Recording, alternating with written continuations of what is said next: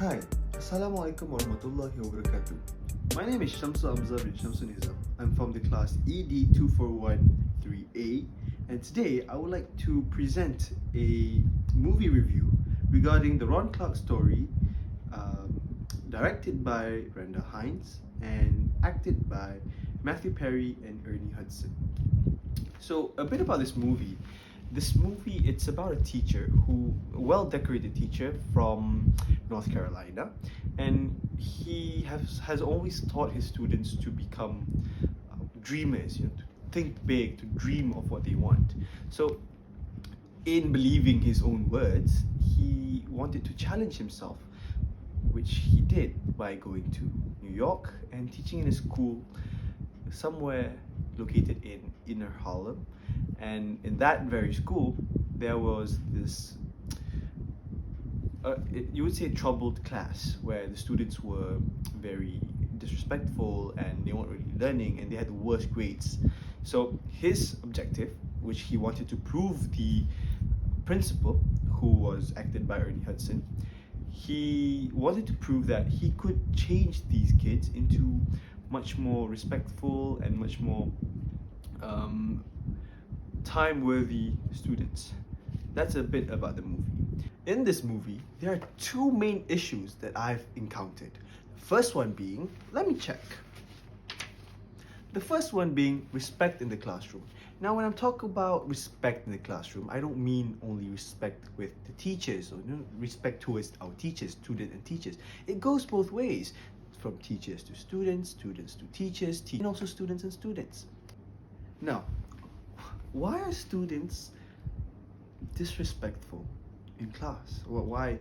What are the things that they do? So if you could see in the film, in this snippet, you could see that students are being loud, they're throwing papers, at the moment the teacher comes in, they're still on their table, they're sitting on their table, they're talking with their friends, making noises, and they're talking back to their teachers. They're not respecting their teachers, and they're not respecting each other.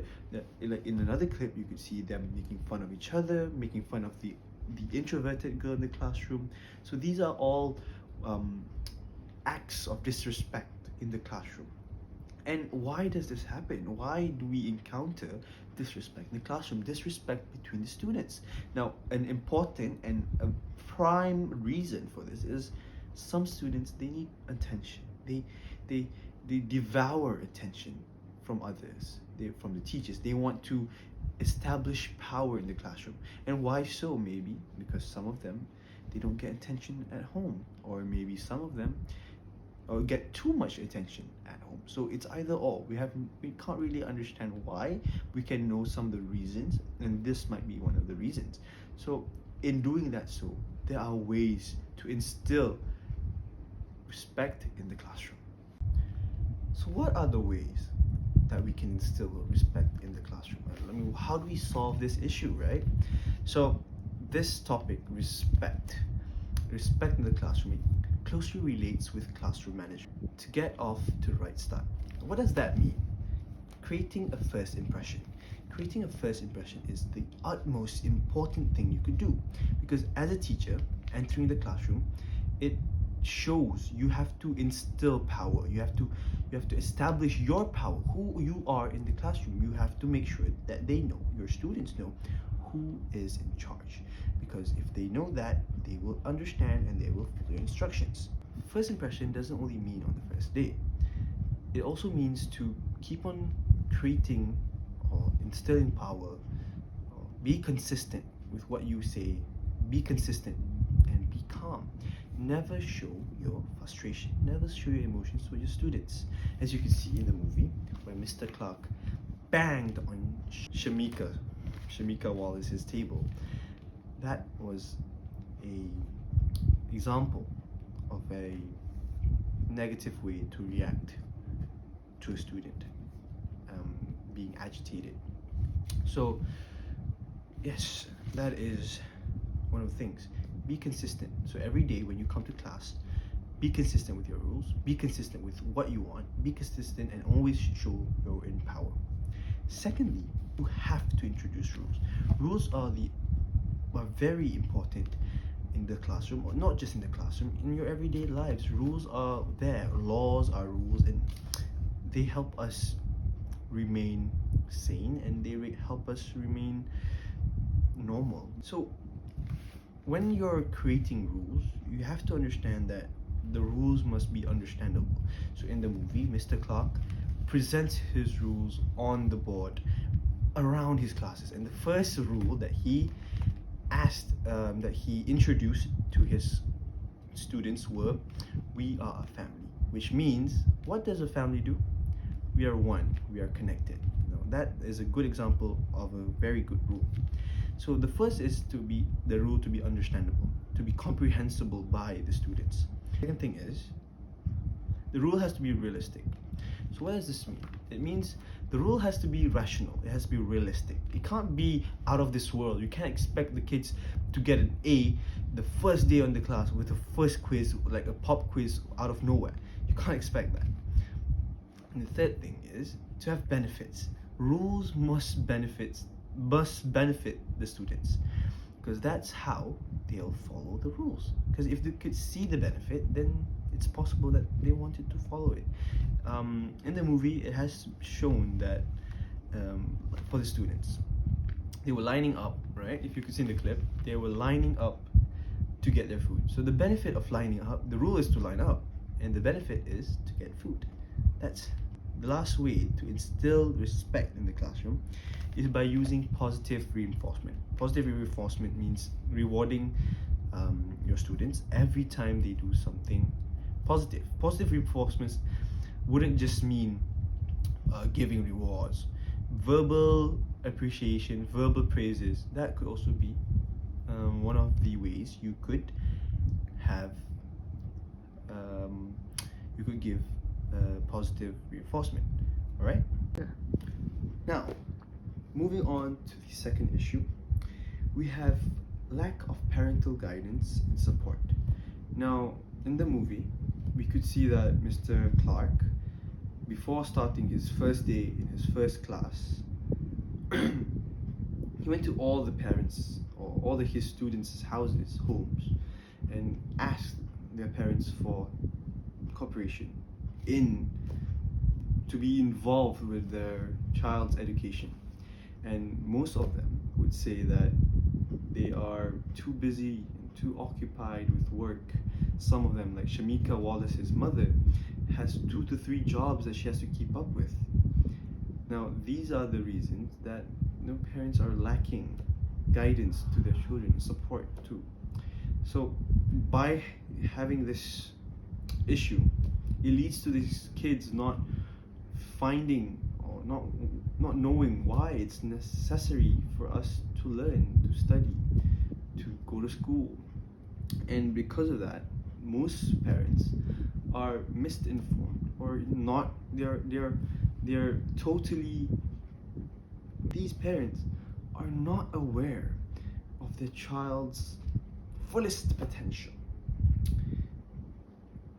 And this would much prove that, like, as you can see in the clips, these students, they don't focus in school. They neglect what school is. They don't find it interesting, and it makes the teacher's life harder.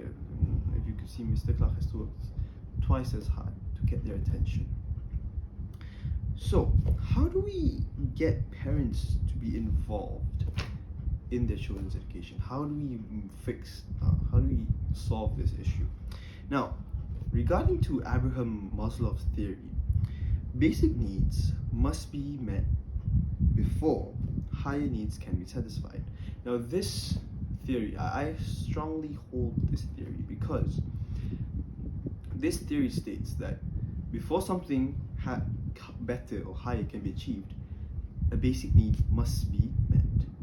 And this applies, or this is applicable in this situation where education has to be introduced, or the importance of education in school and studying has to be introduced at home before the kids go to school.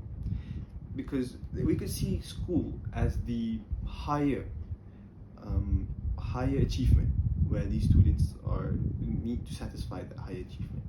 And being parents, they have to acknowledge and they have to push and support their kids to understand and to acknowledge how school is important. And there are three ways that I came across, and which are prominent to solve this. The first one is to have a good communication line with the teachers. So as parents, you have to have communication with the teachers. If you can't give time or get involved with your kids, don't have much time, at least get to know the teachers, at least ask the teachers for some information about your children, or some guideline, or maybe some progress about your kids. At least you know what is going on in their lives. And because parents, they play a crucial part in the education of their children. So this is very important for you to find out. That's the first thing. The second thing is to show interest. So organize. A way that you could that this could be done is organize timetables for you to check their homework. It only takes 5 to 10 minutes to check if they actually did their homework. I know most of us, we're not well informed, well trained with maths or science or whatever. Maybe they're not in our skill or in our preferred professions, but the art of just checking their work, that is enough. Checking as if they did it, that is enough for us. 5-10 minutes, it takes that much of time, and therefore your kids, it matters. That's the second thing. And when you do that, it shows to your kids that, oh, my parent is involved with my education, they're involved with me studying, they want me to study. That shows, that tells them that, well, it means it's worth studying. It's something big, and I have to do this. The third thing is to create goals for them. So now creating goals is very important because you're not around. You're not around much, and you have work and stuff, and you have a busy schedule ahead of you. So by creating goals, it allows your children to see where, okay, my mom and my dad set this goal for me, and whatever it is, I know it's important for them, so I have to reach this. I have to attain this no matter what. See, that sets motivation to your kids, and that's how you as parents could help. And I know not all students are this way. Some kids are just intrinsically motivated. Like if you could see in the movie Deshaun, he was given a choice. He wanted to leave class, but when Mr. Ron Clark was like, he told him in the clip, he told him, give yourself a chance, because he came from a broken home. Give yourself a chance, and he did. He gave himself a chance because he wanted better for his life. So that's it. So I know it does not apply to every student, but it applies to most of the students, because parents they play the utmost important role in the child's education, besides the teachers itself and besides the students itself. So that would be all for me.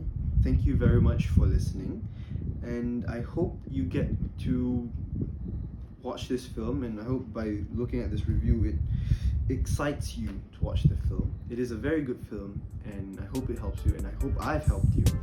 And that's all from me. My name is Shamsul Amzar.